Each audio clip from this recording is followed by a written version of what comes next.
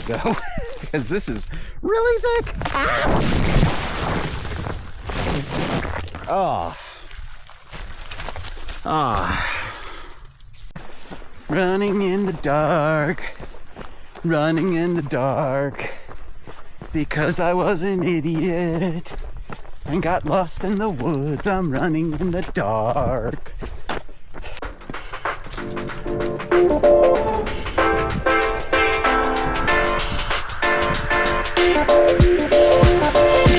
Here we go.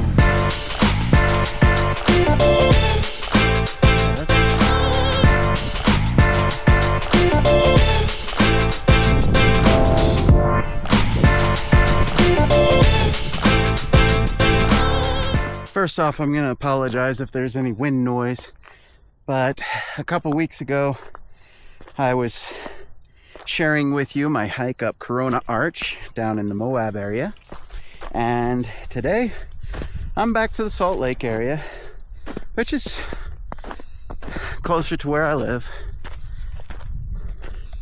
Anyways, I thought I was going to make a video about what I was doing down there in Moab, and I guess I'll include some clips in this video. But essentially what I was doing down in Moab was I was running a trail race, and it was a fun trail race. Although I will admit, when you talk about trail running, it's kind of it's a loose term, let's be honest. Now, there are some people who actually run the whole entire trail race. And for example, the guy who won the trail race that I ran, which was the Amasa Trail Race, it's a really fun race run by Mad Moose Events, if you ever want to try it out. It's an amazing race. Well, the guy who won it, he finished in, it was a 16-mile. Yeah, that's right. It was a 16-mile race. And yet, he finished that thing in like 2 hours. So that means he was running at like an 8-mile-per-hour pace. Now, if you put that into terms of a minute-mile pace, that means he was closing every mile in 7 minutes and 30 seconds. For you metric people, it was a 25-kilometer race. Now, it wasn't just that it was 25 kilometers. It was also that it was, get this, 2,400 vertical feet of climbing and also descending. Now, again, for you metric people, oh man, how do I convert that? It's like what, 800 meters? Something like that. So, you know, it's not like super difficult, but it's also not super easy. Anyways, my time was super slow because honestly, I wasn't as prepared as I'd like to have been, and so I ended up hiking most of it, and so my time was about 5 hours, which for me was fine because I was just doing it for my own reasons. Now, you might be wondering, what are those reasons? Well, for me, as an architect, I am sitting so much. I'm drawing most of the time. I'm sitting there at a computer drawing on ArchiCAD. And if you are sitting at a desk most of the day, most of every day, your health suffers. It's not something that's easy to deal with. So you have to do something. You have to do something to take care of yourself physically when you're living such a sedentary lifestyle as an architect does. And so that got me thinking. I wanted to talk about health in general for us architects. Now, if you're watching this and you are an architect, then you probably have a good feeling of what I'm talking about. You know how hard it is to keep yourself physically fit and mentally well. And note I add mentally well, because mental health is a really important part of this too. Look, it's difficult. It's a really difficult job. And even though we're sitting down most of the time, so that part, physically it's an easy job. But mentally it's very taxing. Now, yeah, I know. It's like, it's what we all, like, I don't know, if you're anything like me, you know, it's like you wanted to be an architect when you were 5 years old, and you were just one of the few people who are dumb enough not to grow out of that, like most people. Because, I mean, like, most 5-year-olds want to be an architect at some point, but then most of them grow out of it, you know? But for me, I never grew out of it. So here I am. I'm living the dream, right? Well, that's the thing. Again, there's a downside to that dream, and the downside is that it is very difficult to keep yourself physically fit and mentally well when you spend, sometimes you're spending 60 to 80 hours a week working, because you're so passionate about your craft, you're so passionate about your work, that it takes that much extra time out of your week to be able to get things done. And even then you might feel overwhelmed, because then on top of that, there's this need to overwork yourself, right? You feel like this strong desire to keep pushing, because also you always feel like you're underpaid. Or at least I do. I always feel like I'm not making enough money. And the funny thing is, I'm actually at a point in my life, I'm finally at a point in my career where I'm making an okay living. You know, I'm not struggling financially anymore, which is great. But just because you're doing better financially doesn't mean you're not doing well on all aspects of life. And so this is going back to, why did I do that race? A huge part of why I did that race was exactly why I'm up here on this mountain, trail running. Okay. And like I said, trail running, it's such a loose term for me, because when I say trail running, I mean I have my trail shoes on, my trail running shoes on. I'm dressed for running, but usually on the way up the mountain, I'm hiking.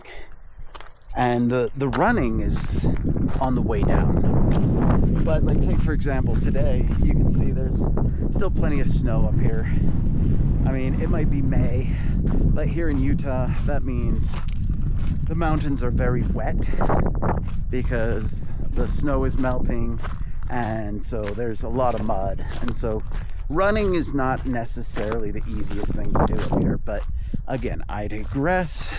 Back to the point of my vlog here, back to the point that I'm trying to make, is that I'm up here, and the reason why I signed up for that race and did it was because you need to have some kind of mental and physical outlet. So if you're a younger architect, one thing that I really want to implore, I really want to plead with you, is to really carefully consider, what will you do to keep yourself physically and mentally well, okay?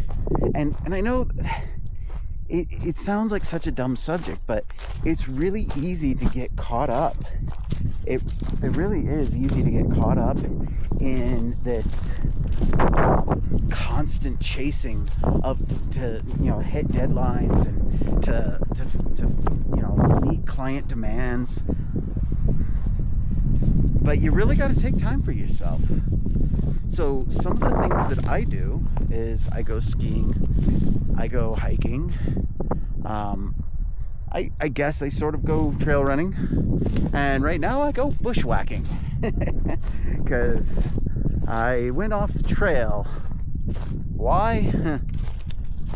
Because because I keep thinking that there's this path over here that I want to reach, and I'm hoping that I can reach that, but it looks like the bushwhacking might be a little bit too thick. All right, still bushwhacking, and that's okay. Like I said, I know that there's a path up this way through these bushes, and I know if I can get through these bushes that it hits a grassy ridge that goes all the way to a bike trail that leads back to my car and completely avoids all the snowy mud that is over there that I've already gone through. Now I could go back through the snowy mud again, but I wanted to explore this route, and I am realizing that this is not actually a route. This is literally just a bunch of caribou drop. Well, this is literally just a bunch of deer droppings and dense bush. Fortunately, it's still early spring on the mountain, and as you can see, without the leaves, the bush up here is actually relatively easy to climb through, but it does mean I have to be really careful not to snag my clothes and, you know, make sure I don't scratch my skin either. Anyways, okay. Yeah, this has been a little bit of an adventure. So I want to talk about mental health now. Now, right now, I am not feeling too mentally well because I feel like an idiot. Well, actually, I feel absolutely crazy for having gone through all that bushwhacking. But now you can see down below. Yes, now I've got this snowfield to descend. So to get down a little bit quicker, I'm going to do something called glissading, which basically means I butt slide on the snow so that I can get down a little bit faster and safer. So, woo!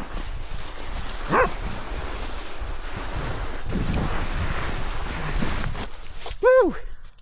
Yeah, so that's fun. Okay.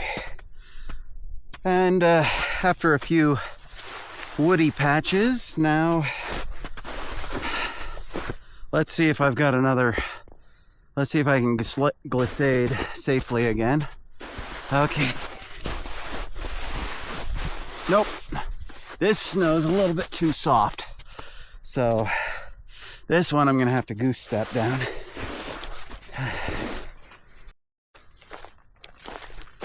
All right.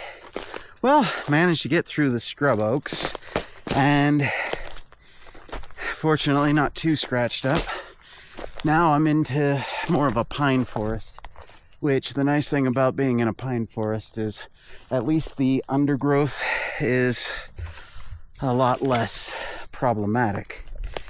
All right, so let's talk mental health. How are you guys doing?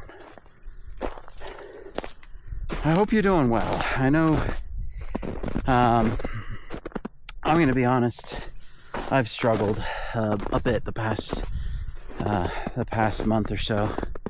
No, there's nothing like necessarily wrong. I mean, like, actually, family life is going well, career is going well, and I think that's exactly the problem. Is like sometimes we can slip into kind of weird moments in our mental health. Like sometimes we can become a little bit depressed for no reason. So like I said, you know, it's really important to be taking care of that, and I hope you're all doing well. And I'd love to hear your comments down below. What do you do to help yourself not suffer too much with mental health issues? you know, like not everybody suffers from it, and like I usually am pretty stable. And like I said, it's kind of a, you know, the funk that I've been in has been kind of a weird one, because there hasn't really been any reason why I would need, you know, why I would be feeling that, you know, kind of in a funk. You know, it's just one of those things where, you know, it just happens. And I think that's one of the things that we all need to be looking out for, and also be looking out for our friends and colleagues. If you're struggling with mental health issues, I hope you have people that you can reach out to. I hope that you have a support system that you can reach out to. Obviously, a huge part of what has helped me in my low times, because I mean, everybody faces periods of depression, periods of angst, and all sorts of, you know, mental health issues. Well,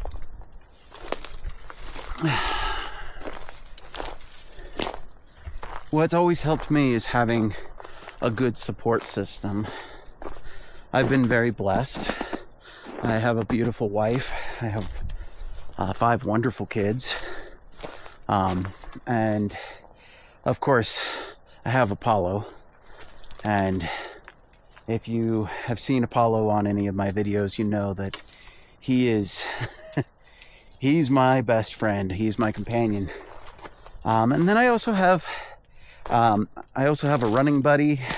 He's one of my best friends, and we run most mornings together. When we run kind of slow, but the reason why we run kind of slow is because we also talk as we run. And the reason for it is we both kind of act as each other's counselors. You know, it's like, you know, like people like to say that men don't talk about their feelings. And I think that maybe that used to be true, but I feel like in our modern era, it's become much more socially acceptable to like be open and talking about it. And, you know, it's not to say that you should just use your feelings of depression or angst or anything like that as an excuse, or even worse, as a passive-aggressive means to control others. And hopefully you don't. That is one thing that is very dangerous, and it is something that some people fall into, a trap that people fall into, where they start thinking, oh, well, people owe it to me. Well, nobody owes you anything, except for maybe your parents. And even you need to be very forgiving of your parents, because they may just really not know what the heck they're doing. After all, nobody is licensed to parent. It's kind of yeah, I did a thing. But anyways, you know, and there's a lot of self-diagnosis that you can do for mental health that can sometimes be helpful.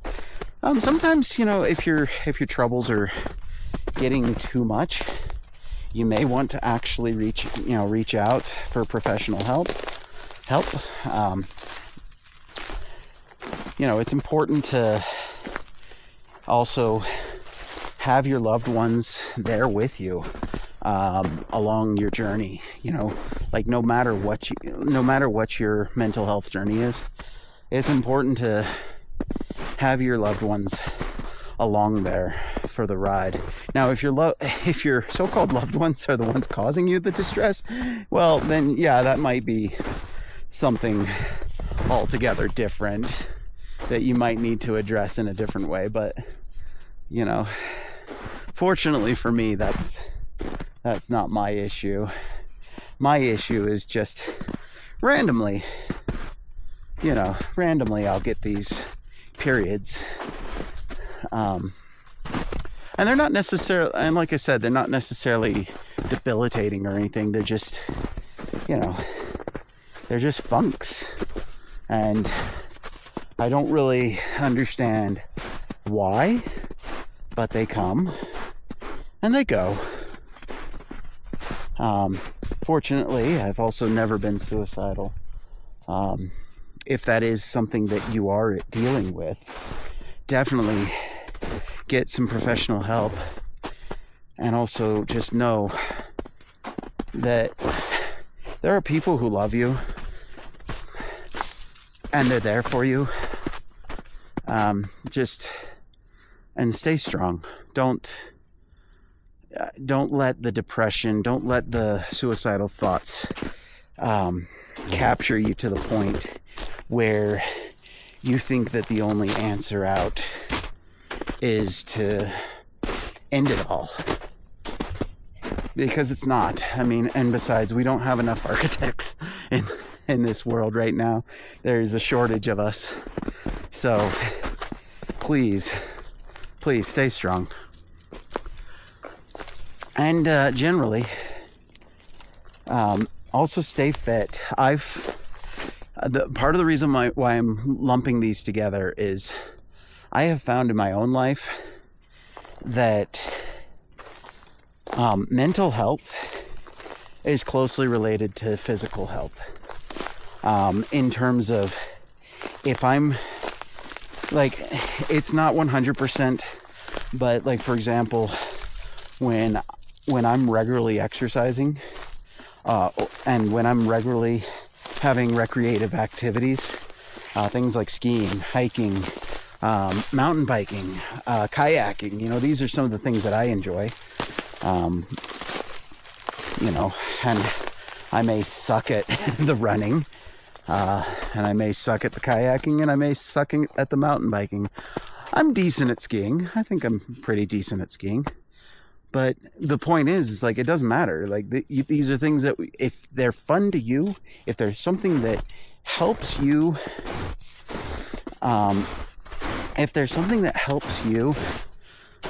feel better, it's something that helps you cope with the difficulties of life, then it's something that you should really consider making a regular part of your life. Now, you might be struggling for money. A lot of times when you're a young architect, you're horribly paid. And I can tell you, I've been there, man. I've been there. It is a rough time when you're a young architect. And it's even rougher, at least it was for me, to be young, married with children, and also barely out of grad school, working an intern architect's salary. That was a really tough time in my life, financially.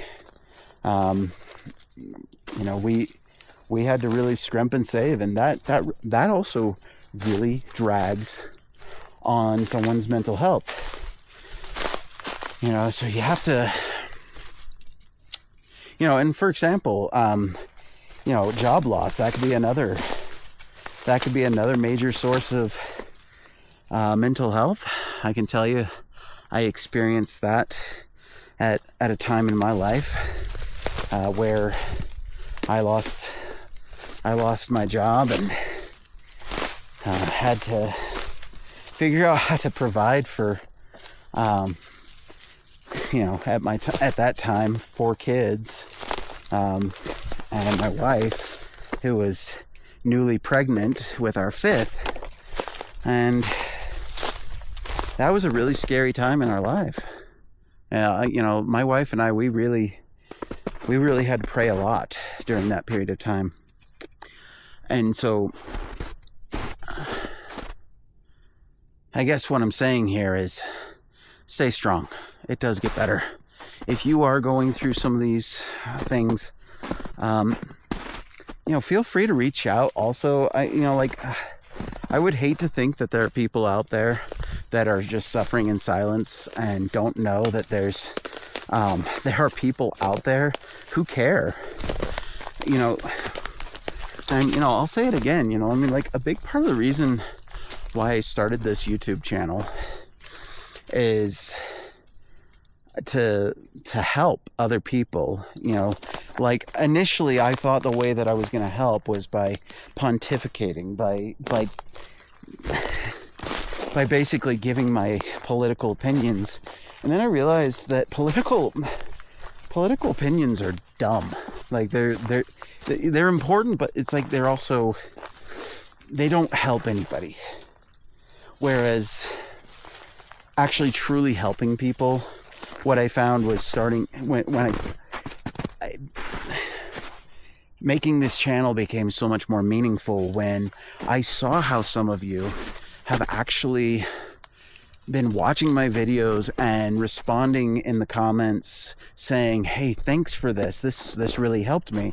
And that's made me feel really good to know that I'm actually helping people. And it's not something that just comes automatically. I don't know exactly what people need, but what I'm finding is this channel is so much more enjoyable when I can just help people.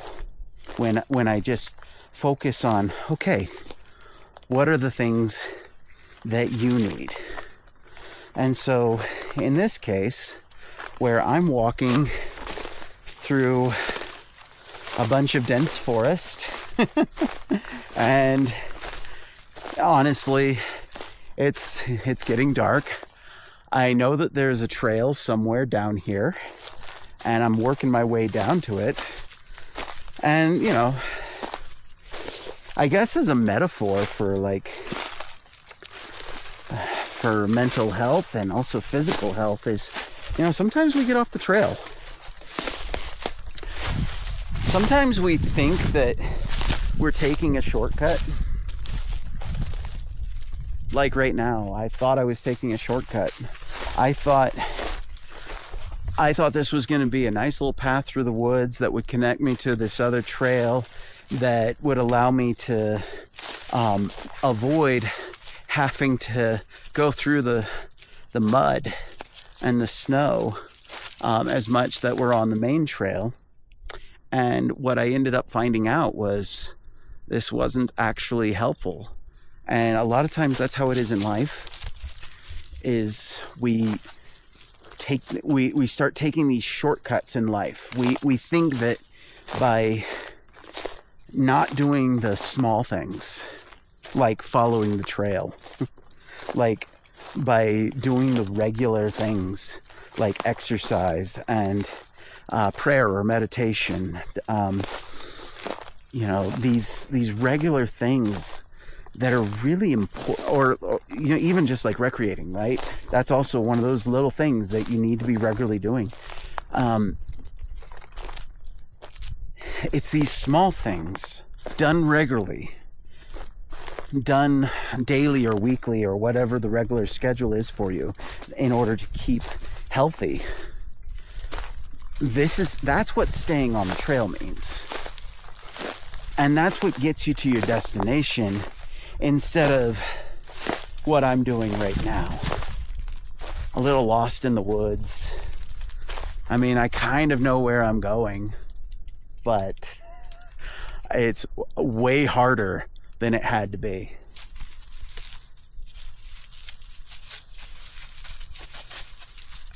And you don't need to make your life any harder than it already is. So find a trail that works for you and follow that trail. If that trail starts to not work for you anymore, find another trail, find a better trail.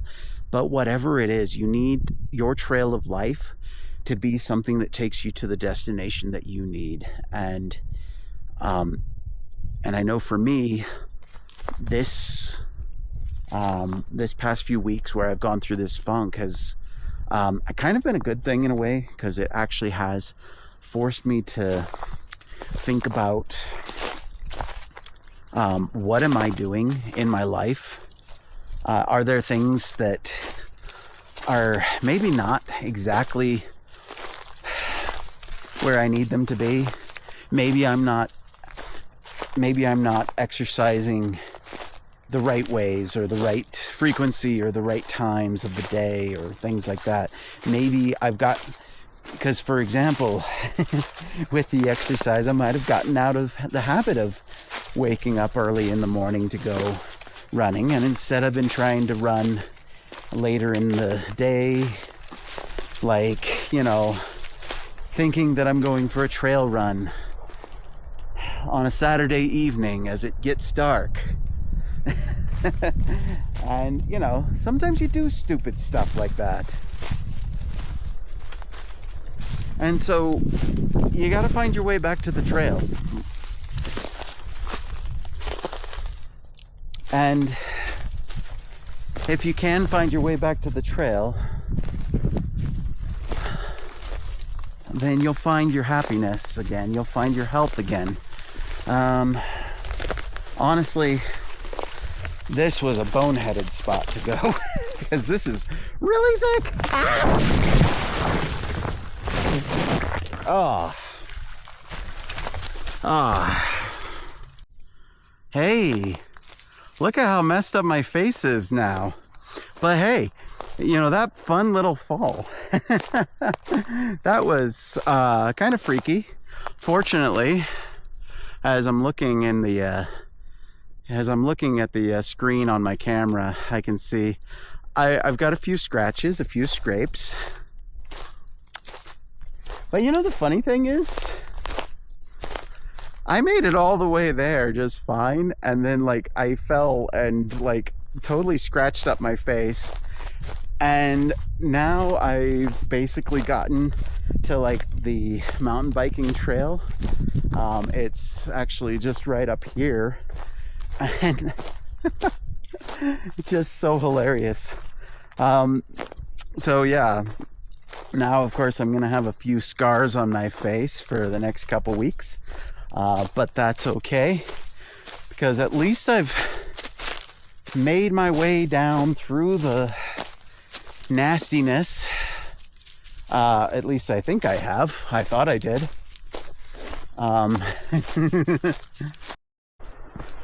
Okay, guess what? I finally found the trail. And you know what? It feels so much nicer to be on a trail. But I hope this message was helpful for you. And if nothing else, yeah, at least you got to see an Insta 360 video of me falling flat on my face into a bunch of sticks and scratching it all up. So there's that. But I guess my point is, look, take care of yourself.